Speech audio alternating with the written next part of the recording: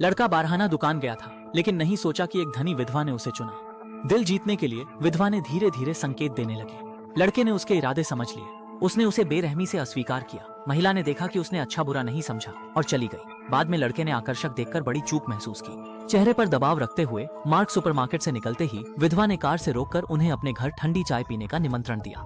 Mark के कहने से पहले महिला ने अपनी अति शक्तियां दिखाई। उस पल मार्क की रुचि जग गई। पैसे हो या न हो, मुख्य बात ठंडी चाय का स्वाद चखना था। जब मार्क महिला के घर पहुंचे तो उन्हें कुछ गलत लगा। उन्हें स्पष्ट रूप से पानी के पाइप ठीक करने के लिए बुलाया गया था, चाय के लिए नहीं। शिकायत करने से पहले महिला ने तुरंत बाथरूम सुधारने और अतिरिक्त मदद करने का आग्रह किया। धनी महिला की तीखी नजरों से जोशीला नौजवान लड़के के लिए बर्दाश्त नहीं था। मार्क ने इसे सहन न कर बाहर आए, खुद को शांत किया, लेकिन जाने के बाद उसने सोचा, किसी की मदद करने का अवसर कैसे छोड़ सकते हैं। मार्क ने पूरा दोपहर उसकी रसोई और बैठक सुधारने में बिताया, लेकिन मार्क को पता नहीं था कि यह महिला उसका जाल है जो भविष्य में उसकी जान ले लेगी।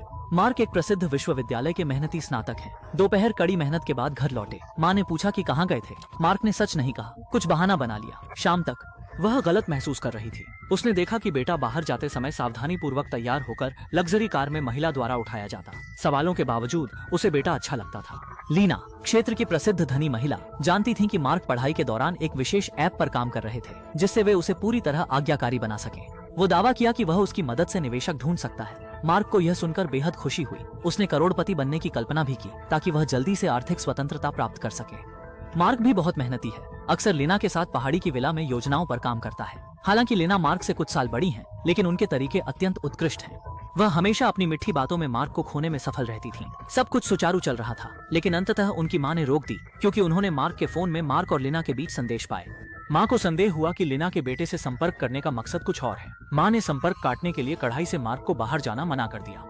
मार्क न देख पाने वाली लीना को कठिनाइयां आईं और वह रात में सीधे उसके घर पहुंच गई। मां ने लीना की निडरता देखकर हैरान होकर इसके अनजाने मकसदों की पुष्टि की।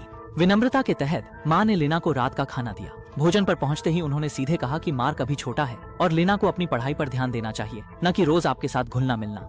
आश्चर्यजनक रूप से लीना और सीधी हो गई। उन्होंने महसूस किया कि मार्क महत्वपूर्ण है और अपने दृष्टिकोण से उसे पेशेवर जीवन में सफलता पाने में मदद कर सकती है। लीना की मजबूत प्रवृत्ति के बावजूद। बिल्कुल, माँ अपने बेटे को लीना के फंदे में फंसने नहीं देगी। गुस्से में खड़ी होकर लीना को कड़ी टाड़ी मार दी और सीधे अपने विचार व्यक्त किए, लेकिन मार्क सहमत नहीं था।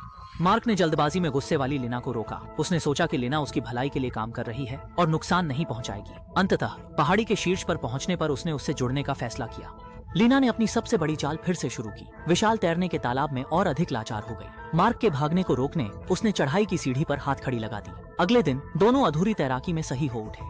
मार्क की माँ भी लीना के विला आई, ताकि मार्क को सुरक्षित घर मिल सके।